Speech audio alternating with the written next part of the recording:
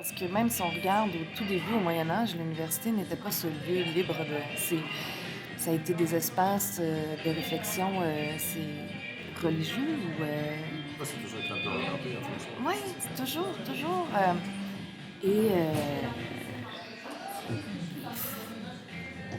je pense qu'on a on a un certain espace de liberté, mais il faut pas penser que l'université est un espace où toutes les libertés, nous permettent de dire, ce qu'on veut. Parce que, on s'en rend même pas compte, mais on reproduit nous-mêmes, ce que j'appelle ces polices intérieures qui nous empêchent d'aller peut-être trop loin ou qui nous empêchent de remettre en question vraiment en profondeur parce qu'on veut être accueilli par nos pairs, on veut être entendu par nos pairs, on veut être invité, on veut avoir un travail, on veut pouvoir faire de la recherche, on veut aussi pouvoir obtenir des fonds de recherche. Et pourquoi et c'est là où le bas blesse, c'est que pour obtenir des fonds de recherche, il faut correspondre à des critères. Il faut plaire aux bailleurs de fonds. Il faut aussi que la recherche soit utile, mais non pas utile pour monsieur, madame, tout le monde, utile dans cette vision de l'entreprise, utile pour faire avancer, pas faire avancer, mais utile pour l'entreprise notamment. Et c'est là où on manque de liberté.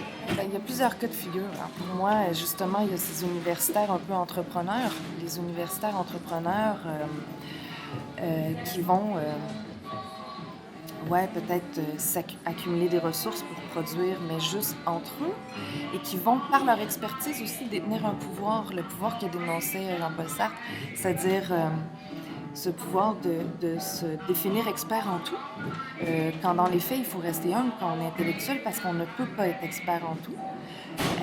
Et c'est ça la beauté, c'est qu'on se pose des questions, mais les questions restent quand même limitées, pointues. Il faut reconnaître humblement on détient pas les vérités sur tout. Bon, fin de la parenthèse, mais...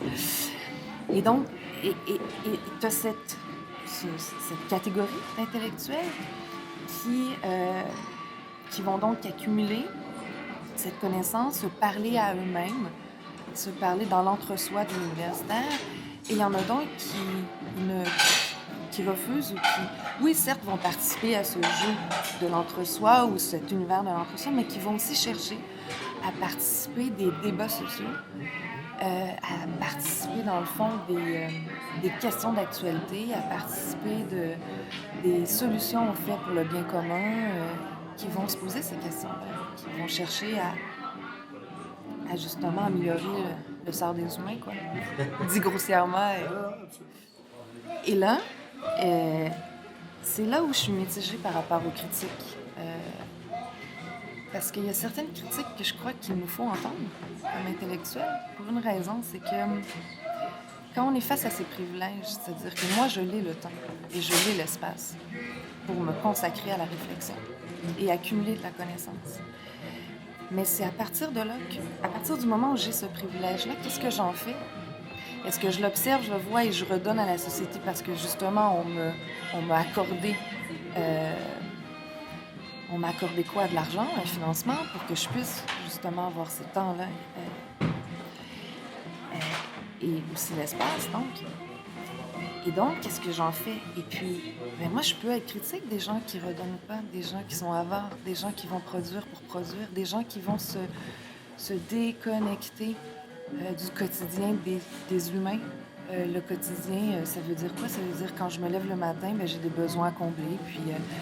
Et puis, et puis justement, je veux sentir que dans ma vie, ça m'apporte quelque chose quand j'entends quelqu'un parler qui, lui, a le temps et l'espace pour se consacrer à des choses qui, moi, me préoccupent dans ma vie.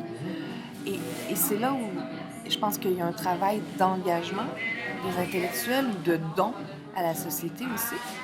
Et je vais admirer considérablement les intellectuels qui donnent, qui sont généreux et qui sont capables de voir qu'à partir de leurs privilèges, de leur positionnement social, ils redonnent à la communauté ce qu'ils ont produit comme connaissance.